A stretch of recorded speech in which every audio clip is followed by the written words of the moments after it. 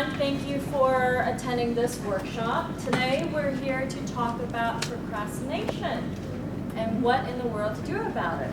So let me ask you, how many of you work with adults or children with procrastination difficulties? So a lot of you do, okay? And how many of you work with people with anxiety? Okay. Do most of the people with anxiety also are the people with procrastination difficulties, would you say? How many of you procrastinate? I certainly am one of those, okay? Now, there's a myth, and the myth is that people who procrastinate are lazy. How many of you have heard of this myth before? How many of you think this is true?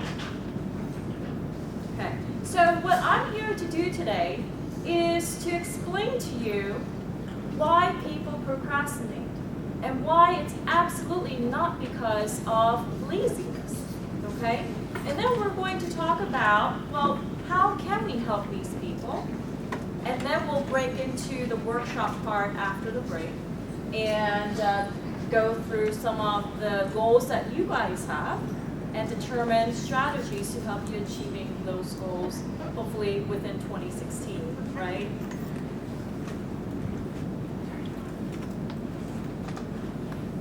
So I have a disclosure, and the disclosure is that the work comes from my book, or actually my book comes from my work. And all of this that I am teaching you today, lecturing about, is from my book, okay? And if you're interested in getting my book, you can go on Amazon and look for Productive Successful You, or you can go onto my website, amzn.to. You can get the book from either. So, there are generally three types of procrastinators, okay? We have our perfectionistic procrastinators. These type of people are the ones where everything has to be perfect, okay? It has to be, all the dots have to be dotted, all the I's have to be dotted, all the T's have to be crossed, okay? And these people experience overwhelming anxiety when things are not perfect, okay? They set unrealistic expectations for themselves. It's not just about having standards, it's having unreachable, irrational standards, okay? Then there are the perplexed procrastinators. We're not as familiar with the perplexed procrastinators. However, these are the people who just become overwhelmed very easily. You give them a project to do, and they have no idea where to start and how to end it, how to proceed. They cannot see the path, how to reach their goals. Okay? So these are the perplexed procrastinators. And then we have the overworked procrastinator. I'm one of those. And these people tend to overextend their schedule, so they're booking too many things into their schedule. That's unrealistic and expecting to have all of that done. One of my MO is always, I wish there was more time. Okay? So what is the difference between having standards and procrastinating? Because we all have standards, right? I hope we all have standards. And it's important to be able to have standards that we achieve, have established goals that we achieve, right? The problem is, most times, we're not just having standards. The people who are procrastinators, who are the perfectionistic procrastinators, have above and beyond expectations that are unrealistic and unachievable. So, people who have high standards, they strive for excellence. Whereas people with perfectionism, they set unrealistic standards that are unachievable or met with great difficulty. People with high standards, they motivate you to reach your goals. The standards motivate you.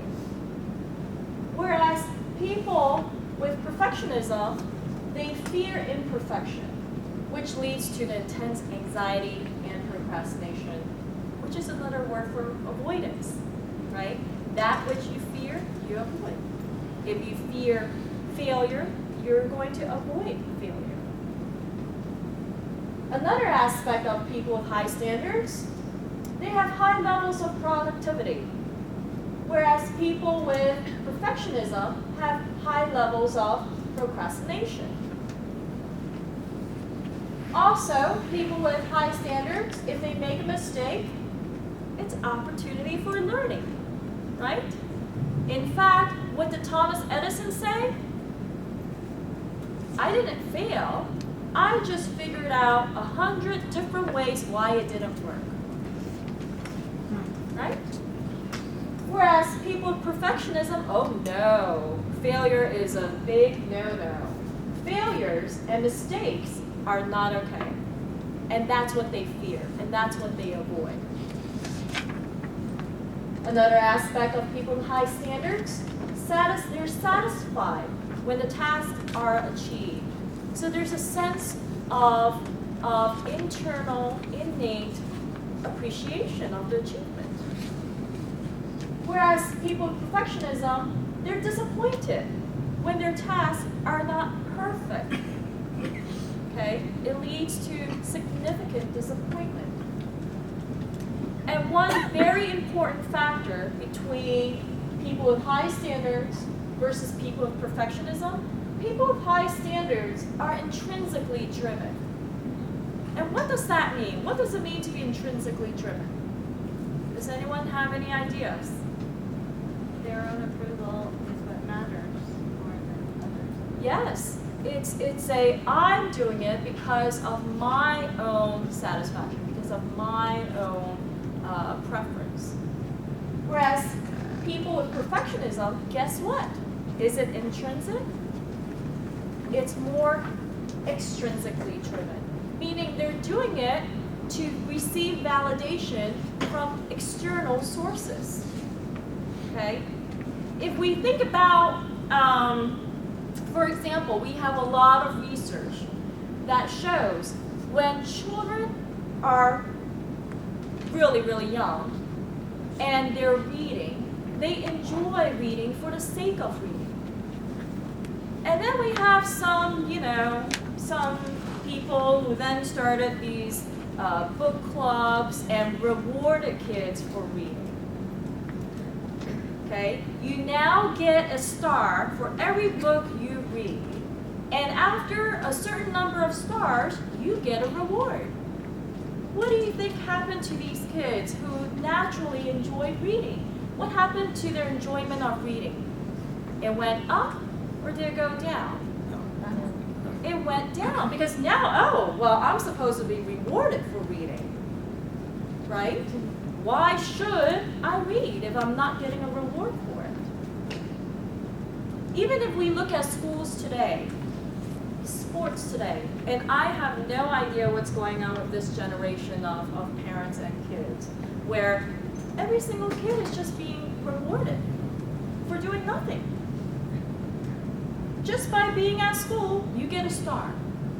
Every single kid gets an award for doing nothing, for doing things that are expected of them. You're expected to go to school. There's no reward for going to school. The reward for going to school is the learning that you're expected to be doing, right? Yet these kids, without doing anything, just to make sure that no kids' feelings are hurt, they're getting rewards. What do you think is happening to their motivation? It's decreasing. What do you think is happening to their sense of self? It's not there, right? Because they're seeking external validation. I can take this to even a bigger scale. Social media. I don't know how many of you are on social media. I absolutely cannot tolerate social media.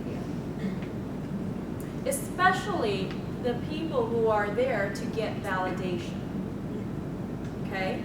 So I'm going to post every little thing. I'm going to tell you about my emotions. I'm going to tell you when I had a bad day. I'm going to tell you when I had a good day. I'm going to tell you what I ate. I'm going to tell you what I'm doing tonight. I'm going to post a selfie of me going to the gym and my muscles.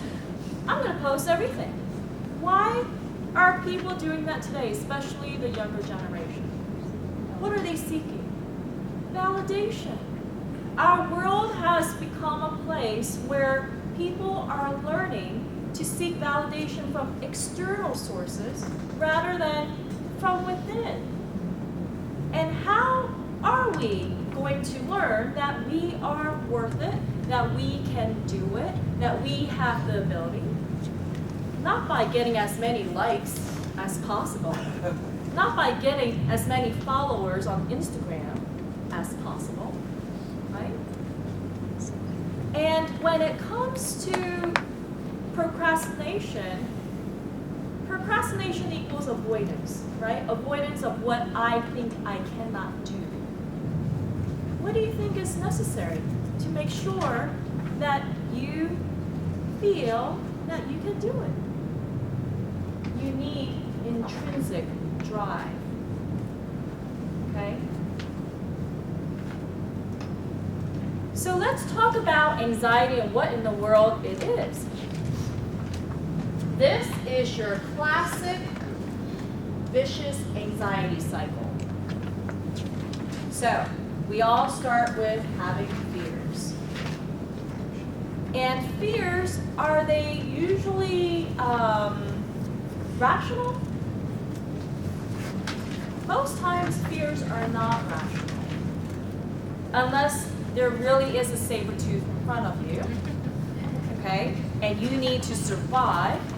Most of our fears today are not really rational and are excessive. So, the fear of failure leads to anxiety, discomfort. Every time you think you might not do well, you might fail, you might make mistakes, you're experiencing anxiety. Now, this is actually very natural, right? Whenever we experience a fearful situation, a feared object, we experience anxiety. And this is very natural. The problem is it doesn't just stop there. What ends up happening is that we escape. We want to feel better. So every time we avoid this fear, we get relief. Problem is, this relief is not permanent relief. It's temporary relief.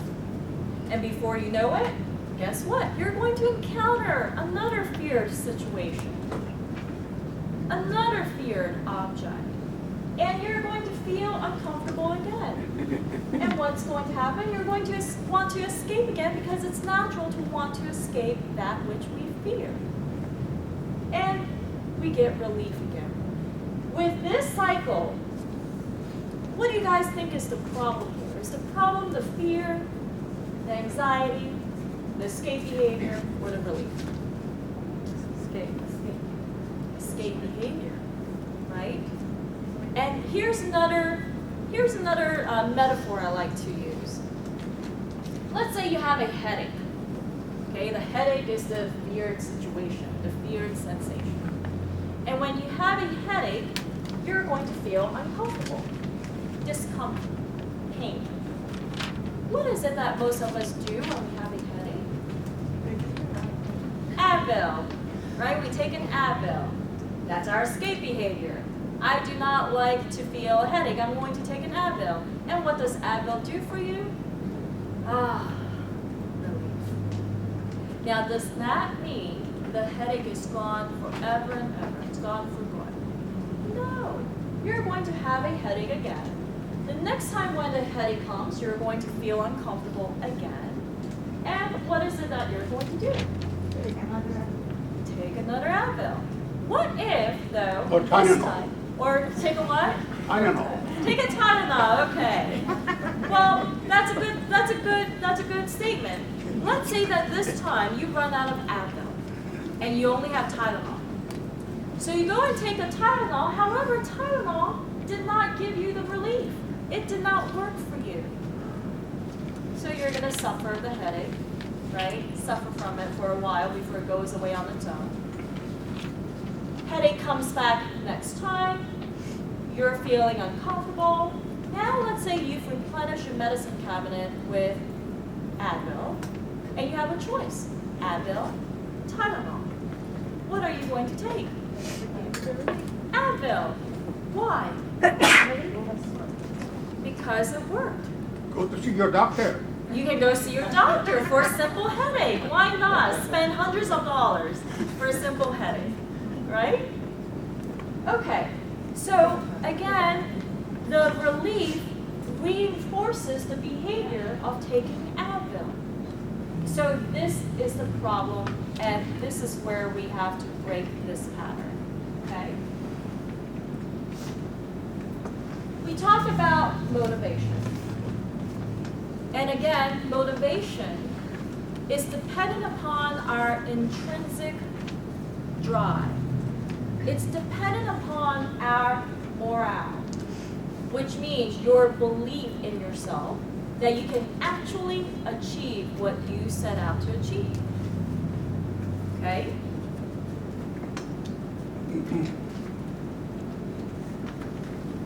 And if you are believing that you cannot achieve, you're going to experience anxiety if the task at hand is mandatory, right?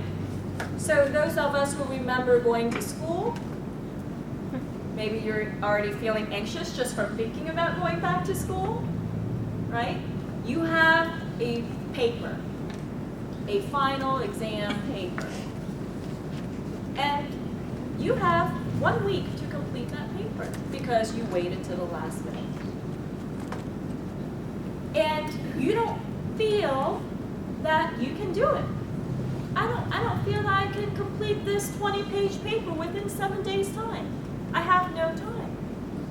Even if I had time, I still don't feel like I can do it. It's too much, 20 pages. What in the world am I going to write for 20 pages? When you have that problem in front of you, is your motivation high to achieve it or low to achieve it? It's going to be pretty low. Now let's say you've got 3 days. You've procrastinated another 4 days. And now you've got 3 days. Where's your motivation now to achieve this paper? It's going to be a little bit higher. Probably much higher, right? Why is that? Because the potential threat is looming closer and closer. Now, we have some contributors to our motivation and our drive. Your fight or flight arousal is an indirect contributor, whereas cognitive distortions, flaws in our thinking patterns, are direct contributions. Okay? When we're anxious, we procrastinate. When we're motivated, we will be more productive. So at 3 days before your paper is due, are you more motivated? And you will be more productive. Okay? Excuse me. Yes. Motivation can be externally. I'm sorry? Motivation can be external also.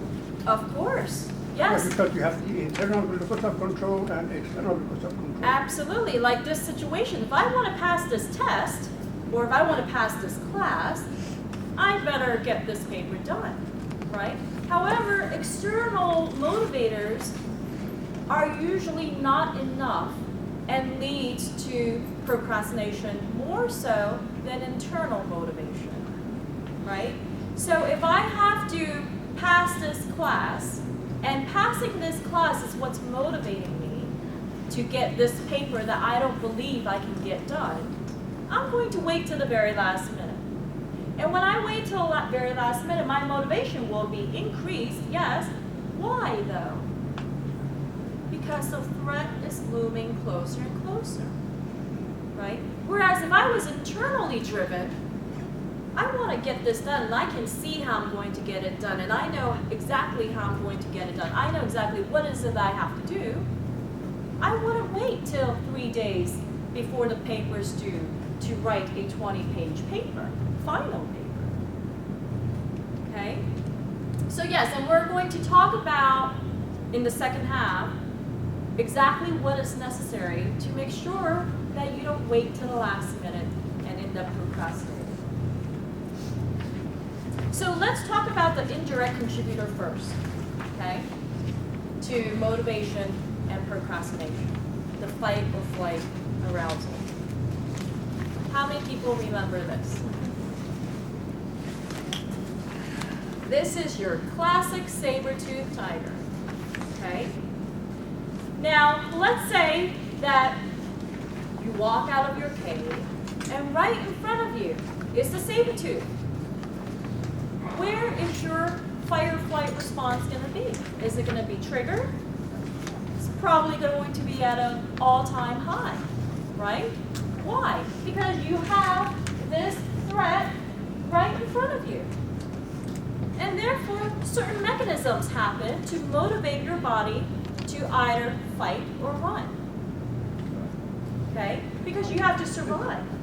And the human body is very well equipped for survival. And it adapts to whatever your changing circumstances. Okay? According to Darwin, survival of the fittest. Okay? So in order to adapt to this threat, your heart starts to palpitate. And why does your heart palpitate? What's happening when your heart is palpitating? Fear. Yes, you're experiencing fear. Fear is your subjective experience. Objectively, your heart is pumping blood throughout your system, especially to your muscles and your brain. What does the heart carry, or what does the heart carry? What does the blood carry? Oxygen, right? So you're breathing heavily. And you're breathing heavily because you're bringing oxygen into your lungs that go into your bloodstream. All right? Your GI tract shuts down. Do you know why your GI tract shuts down? Your gastrointestinal tract. Energy is being diverted to your large muscle groups in order to get you to run or fight. You don't need energy here. Besides, can you imagine if you were running or fighting and then all of a sudden, I gotta go to the bathroom. Or, I'm really hungry now. You wouldn't be a very well-made machine equipped for survival, right? You begin to sweat. And why is it that you sweat? To cool down. When your heart, which is your body's motor, is pumping really fast, what it's doing is producing a lot of heat. And in the human body, heat escapes through sweat. Otherwise, you'd combust. Okay? This one is very important. Your ability for rational thinking, reasoning. Does it go up or go down? Goes down. Right? And this is really necessary because can you imagine you have a saber-tooth right in front of you and you're deliberating, should I run this way or that way? Will this weapon do better or this one? You have no time to ponder these things. So therefore, you have to respond on intuitive senses. So if you ever have told anyone who's having an anxiety attack to just stop and think about it, you're not doing the person any good. Okay? Physiologically, it is not, your ability for cognitive reasoning is not working as well when you are in a fight or flight trigger. All right? The important point here, though, let's say you see this. Let's say you see this cute kitty cat instead. would your fight or flight alarm respond? No. And the important point here is that you are the one to perceive danger. Your mind and body cannot tell any difference whether this is a true danger or a false alarm. It is actually quite obedient and it simply responds to whatever you perceive. So if you're perceiving this kitty cat, well, your alarm wouldn't go off and you might be lunch. No, you have that ability to label something as threatening or remove that label away. Okay? Like a dog, a cat could be allergic to lady. I mean, the man might be allergic to cats. A man might be allergic to cats, yes. That is very true. Okay? So how you perceive your environment is all up to you. Whether you perceive it as this saber tooth or this kitty cat. Okay? Now, there are two components to anxiety. And this is very, very important. You have your objective physical sensations, which we talked about some of them, right? Your heart palpitating, your heavy breathing, the sweaty, shaky limbs, okay? You also have your subjective experience. And this is the label that we give to your objective biological fight or flight experience. We're nervous. I'm afraid. I'm worried. I'm distressed. I'm anxious. This is your subjective label, right? What if this scenario happens? And let's say that you go skydiving. Who's ever gone skydiving? Such a thrill. Never done it. Definitely need to try at least one time. Okay? However, what if this happened? Let's say you go skydiving, you weren't really convinced about going skydiving, and I convinced you to go skydiving with me. And right before jumping out of the plane, I'm feeling my heart's palpitating, I'm excited, I'm shaky, might be sweaty a little bit, and I'm thinking, oh my gosh, I can't wait to jump out of this plane. I'm an adrenaline junkie, okay? And I'm feeling excited, right? I'm feeling thrill, adrenaline rush. And then you're standing next to me and you're like, I don't know why I let you talk me into this. I can't believe I'm jumping out of this plane. I'm sweaty, my heart's pumping really fast, I'm shaking. And if we don't die, I just might kill you, myself. Because I feel like horrible right now, okay? What is it that you would be feeling? Would you be feeling excitement? You're labeling it as fear, apprehension, possible death, right? What's the difference, though, between these two people? Your perception. That is the difference. One person can be experiencing that fight or flight alarm as thrill and excitement, and another person experiencing that same physiological sensation is labeling it as fear and anxiety and panic. Okay? So again, the difference is your perception. Now, how in the world does all of this relate? Well, remember we talked about that paper that's due in 3 days now? Yes, 3 days. When it was 2 weeks away, you're like, I've got 2 weeks. I'm not really motivated. At 1 week, you're thinking, uh-oh, I better get on this. What in the world am I going to do? Right? Where's your fight or flight arousal at that point? It's a little bit higher. Yes? But it's not enough for you to do anything about it, so you procrastinate a little longer. Now it's 3 days away. Where is your fight or flight arousal now? pretty high if you want to pass this class, right? Now, let's say, and I certainly remember doing this in grad school, for the comps, for those of you who had to do your comprehensive, I remember at the very last second printing up my paper, heading to school, turning it in, very last second. Okay? Where do you think my fight or flight experience was at that moment? I was scrambling, panicking.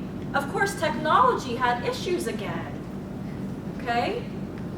And things weren't working. Because where was my ability for rational thinking? It wasn't there. I was just trying to get this damn piece of paper out of the machine. Okay?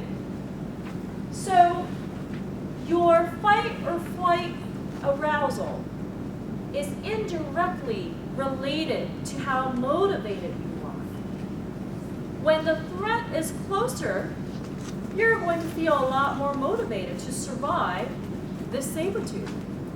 When the threat was 2 weeks away, 2 months away, oh, who cares, 2 months away. The threat was far away, it didn't matter, right?